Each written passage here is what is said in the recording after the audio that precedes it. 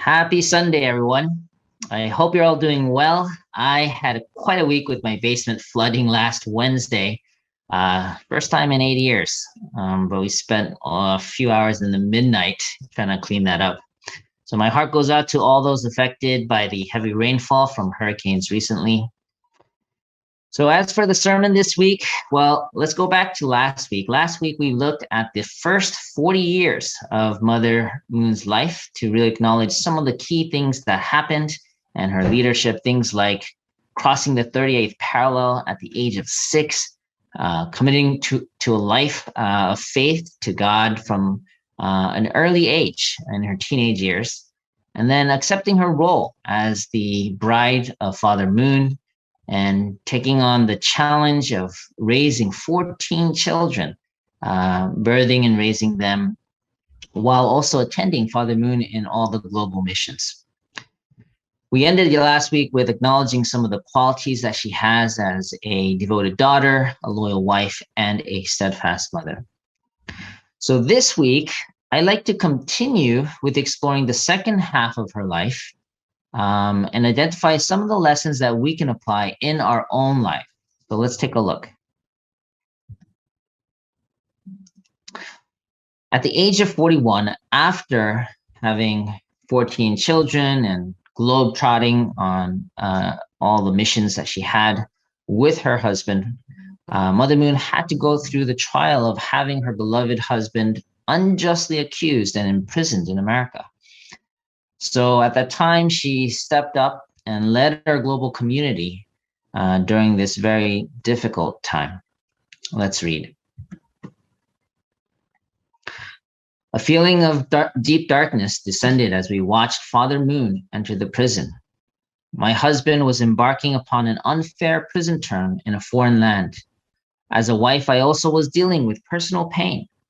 It was very hard on my mind and body. Amid all this, I had to fill the leadership vacuum created by his absence. For the 13 months of Father Moon's imprisonment, I was coping with feelings of sorrow and injustice, but my responsibility to lead our church and the providence came first. I felt responsible for inspiring our members around the world while maintaining a firm axis with my husband, around which they would revolve, unwavering in their life of faith. Just a few more slides.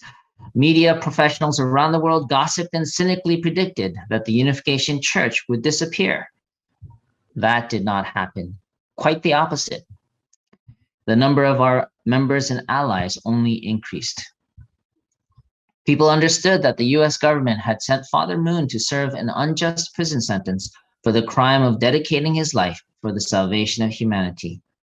In their innermost hearts, all people cherish religious freedom. So this is from Mother Moon's memoir, Mother of Peace.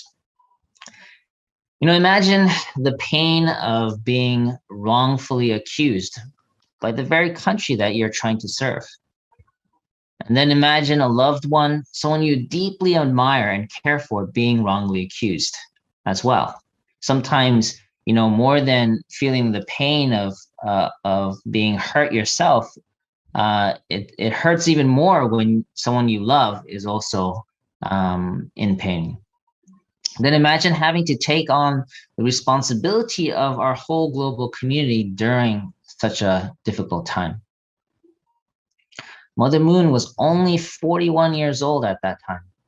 That's younger than me. That's amazing. So let's continue with other major events in Mother Moon's life. The next one I would like to acknowledge is the launching of Women's Federation for World Peace in 1992. Let's take a look. I had long pondered if and when women will fulfill their role as perfected human beings, as fully co-creative and significant members of society, and especially as daughters of God. My husband and I had deep experiences in prayer during the Danbury imprisonment, and we together concluded that it was time for the liberation of all women, and for me to take a public role to teach and exemplify it. Thus arose a careful creation of the spiritual and physical foundations for what came to be called the Women's Federation for World Peace. Wow, what a vision to liberate all women. You know, she mentioned about elevating women as co-creators, as perfected beings, and ultimately as daughters of God. So, and she also said that she would commit to modeling and exemplifying that role, starting with herself. Let's take a look at Father Moon's thoughts about Mother Moon's role in Women's Federation for World Peace. This is from Father Moon. Mother's year was 1992. In that year, she became the liberator of all the women of the world.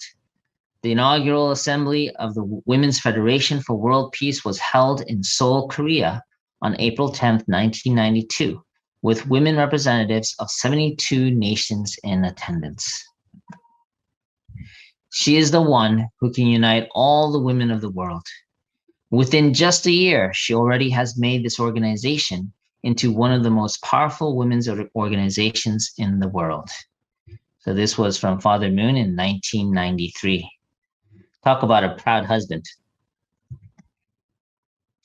Let's take a look at how Mother Moon led Women's Federation for World Peace in its early years. After its inaugural rally at the Olympic Stadium in Seoul in April 1992, I held a series of events to launch Women's Federation chapters in 40 Korean cities. I spoke on the theme, Women Will Play a Leading Role in the Ideal World. Every venue was filled to capacity. I saw the era of women that my husband and I were advocating taking shape before my very eyes. So as soon as Women's Federation was launched, she went on a 40-city tour. That's pretty crazy. I'm about to go on my own kind of mini tour of 10 communities in District 1, but the scale is very different. You know, my meetings are with groups of about 10 to 40 people each, but she was speaking at venues holding hundreds, if not thousands of people. And the vision, the message that she was sharing was the role of women to build an ideal world.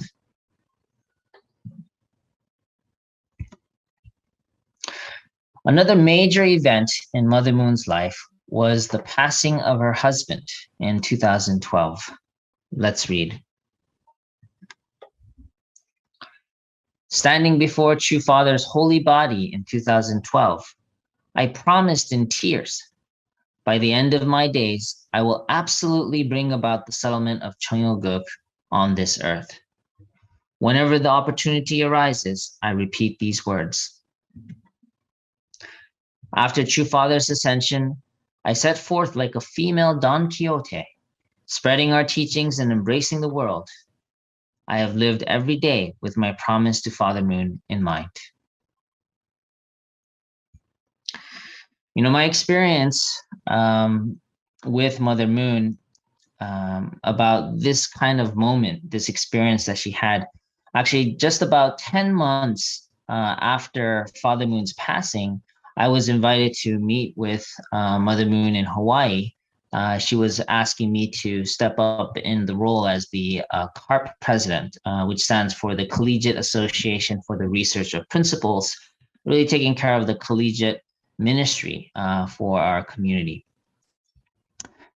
Anyway, at that time, I remember she was really sharing a few important points. One of the main points was that she wanted to consolidate Father Moon's 600 volumes of speeches into 3 texts to make it accessible to all our members. And she also emphasized to me that she wanted to go back to this original heart and spirit of the early days, where members would be praying all night and really spending time together as family and in communities. And I remember one of the questions she asked me was, what do you think is the main challenges that our community faces? And as I responded with some of my ideas or thoughts, she said, actually, the reason why there's so much problems, especially with the next generation, is that we didn't create the proper environment for our next generation to grow up in. So I really felt her kind of concern and heart as a mother, really not blaming anyone, but saying that we were responsible or to build that kind of environment. Because we didn't, that's why the next generations were disconnected or really faltering. And then near the end of her kind of time, my time with her, she kind of really shared about Father Moon's original vision for CARP. Really, investing in the youth of the nation, who will become the future leaders of America and the world. She was really saying that that is the role of CARP, is to really share the deeper truths of love for God and humanity to the young minds. And by providing this kind of worldview, this will really contribute the greatest towards establishing a world of peace. I just remember one moment where she was sharing this vision, and I could see, kind of, tears in her eyes. At one point, I remember I felt like this tremendous burden that she was carrying, knowing that, she had to take on that responsibility after Father Moon's passing. But at the same time, after that moment of sadness, she shared this absolute determination to fulfill Father Moon's legacy and continue God's dream. But I didn't fully understand everything she was sharing with me at that time, but I definitely felt this heart of determination, and this kind of desire to fulfill Father's legacy. And I really resonated with that.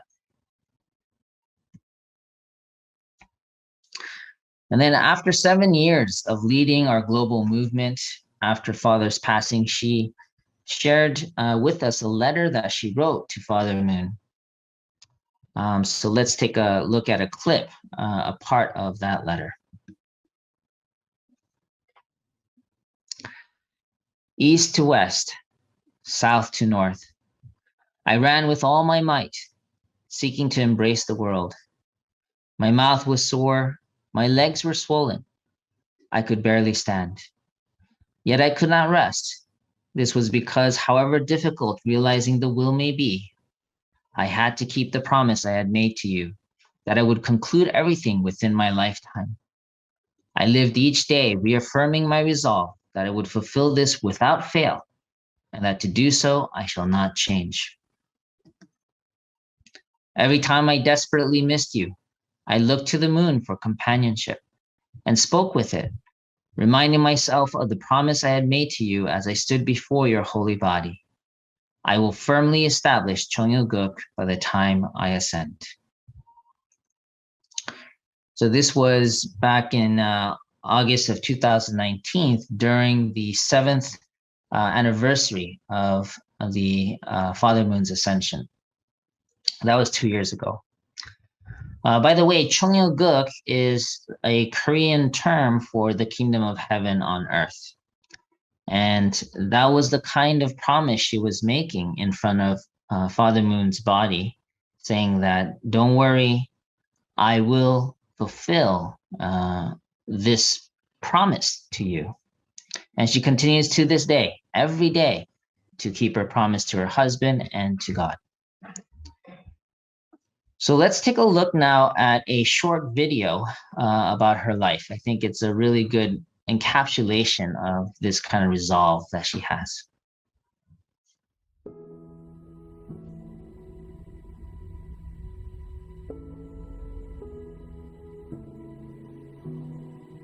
I remember like it was yesterday, the day I escaped North Korea. My country is still divided. The world is still divided.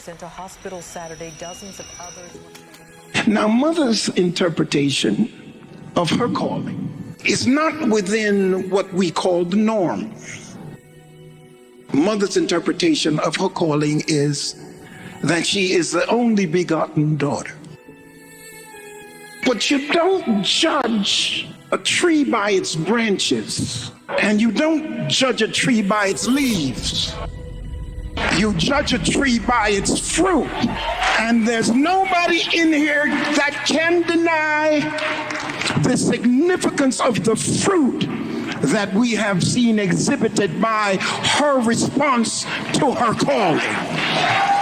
When I announced the first visit of True Mother, I told my church about the great work she is doing for humanity, and that is why I have embraced her.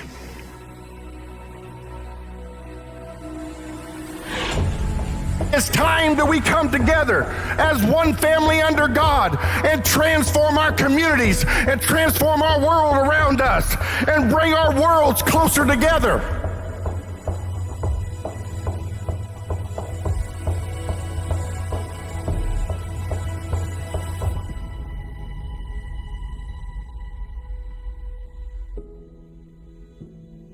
This road toward peace hasn't been easy. And yet, I believe together we can build God's family.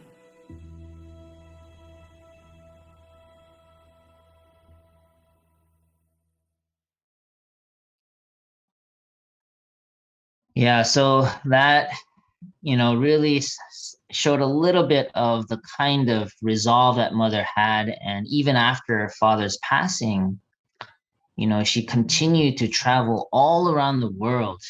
One time she went to Sao Tome Principe, and she prayed at the door of no return, really praying for the spirits of all the people who had gone into slavery from that location. And I felt like mother's heart was for not just, Koreans or Americans, but really for all people of the world. And all of this was for the sake of fulfilling God's original dream to create this one family under God. So at this time, I'd like to take a moment to reflect on and share some of the lessons that we can learn from mother's life. The first thing that I noticed by looking at, her whole life so far is that she's had such a filial heart towards God. This identity as the only begotten daughter that she mentions is because from a young age, she felt that I am God's daughter. And that as God's daughter, there is this divinity within her that she wants to really live up to, accepting her calling as not just the daughter of God, but being the bride to Father Moon, and ultimately growing to be the role of the mother of humanity. And again, it doesn't come automatically. She had to really cultivate, develop that kind of heart for not just God, but starting with that heart, really developing that heart for her husband, her children, and ultimately for all children in the world.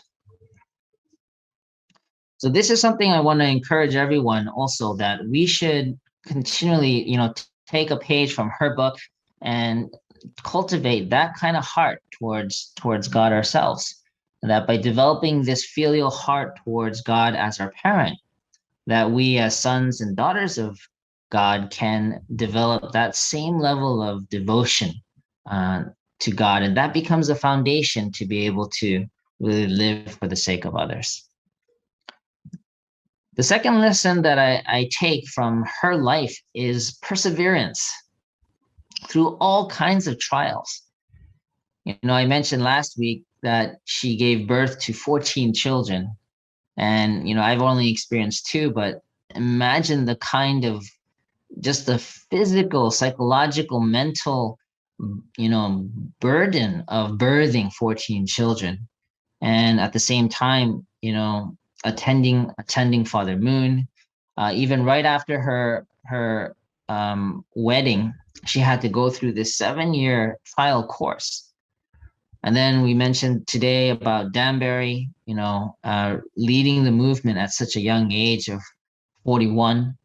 And then more recently, Father's passing, having to take on the mantle once again, but without Father Moon by her side. And even recently, some of her children are going their own way and even persecuting her. These are the kind of trials that she had to persevere through in order to continue to fulfill her role as the Mother of Peace. And this is an important lesson for all of us in our life of faith, that perseverance is a very important aspect of our own course and journey in life. That we all, when we face trials and tribulations, not to give up, but to continue going through the different trials for the sake of God's will and his will and hope for us. So I hope that her life of perseverance can also inspire you, give you courage and strength to continue through the trials that you may be facing at this time. And the third lesson that I gained from watching her is just leadership, her leadership within and for others. Her example of leading a life, when she was elevating the role of women through Women's Federation, she felt, and she actually modeled that life herself. What it means to be a true daughter, what it means to be a true sister, really caring for people beyond race, religion, and also what it means to be a true wife. All the different trials that Father Moon went through, she had to overcome that together with him as a true wife. And then ultimately as a true mother, really caring beyond just her own children and applying that same kind of concern for all people in this world. So yeah, her leadership was about modeling that within herself, and then really taking on the responsibility as the leader of our global community. After Father's passing, she continued for the sake of God, Father Moon, and for our community. So again, I feel like these are great examples of her leadership, and I want to also take a page from her book and really apply that leadership within myself, and also for the sake of our community. She gives me courage by knowing that despite the challenges, she's continued on. So I'd like to conclude this part 2 of Honoring Mother Moon's life with some of her guidance about her role and her responsibility in our future. Let's read. To fulfill my mission as God's only begotten daughter, I am called to reconcile nations and races with benevolence and love. I am called to be like the ocean that accepts and absorbs the water of all rivers, big and small alike. Embodying our God, who is our Heavenly Mother as well as Heavenly Father, I am called to embrace all who are lost and have no one to receive them with the heart of a parent. I really love this paragraph from the Mother of Peace. It really shows that Mother Moon sees her role as the Mother of humanity, embracing all people wherever they're at and helping them reconnect with their parent, God in heaven. Let's continue. While I'm still living on earth, all blessed families around the world should actively work and strive to expand the environment true parents have created so that they can teach others that from the outset, God the Creator has been our parent, and his dream is to realize the kingdom of heaven on earth and live here together with us. The only way to solve all the difficult problems arising in our world is to follow the path of true parents' will from within the heavenly parents' holy community. So in this passage, I really hear that she's really giving us the responsibility to testify that God is our parent, who simply wants us, together with us, to build this kingdom of heaven on earth and experience love and joy. So that's basically it. That's what it means to be part of our Heavenly Parents' holy community, is to understand that, God loves you, God's our parent, we're all God's children, and that we need to work together to build this heavenly kingdom here on earth. Not wait till after we die in heaven, but really build it here. And that's really our calling and our vision as the Heavenly Parents' holy community. So since this is a part 2, there is I shared this secret last week, the secret to developing your life of faith. And I want to know, does anyone remember what I shared last week? The secret to developing your life of faith. What was the answer? Well, those who got it, it's to cultivate Hyojang. It's a Korean term, HJ Hyojang. It means filial devotion to God. And specifically, I want to encourage you to do that, this kind of filial heart for God. How do you do that? By looking at those who have practiced that in their life. So by studying the life of people like Jesus, like Father Moon, like Mother Moon, if you look and observe their life, you'll really start to see, what does a true son of God or a true daughter of God live like? And so the best way to develop that kind of heart is by observing and mimicking those before us who have actually done that. So in conclusion, really, Mother Moon has led such an exceptional life of devotion, perseverance, and leadership. Despite all the challenges that she faced, her commitment to God and His will, His and her will, also her loyalty to her husband and her love for all people has really kept her going. So let's learn from that example. I want to encourage everyone to develop their own relationship with God and develop their heart of care for others through that foundation. And let us work together with Mother Moon to fulfill God's dream of building one family under God. May God bless you all, and let's have a great week. Thank you, everyone.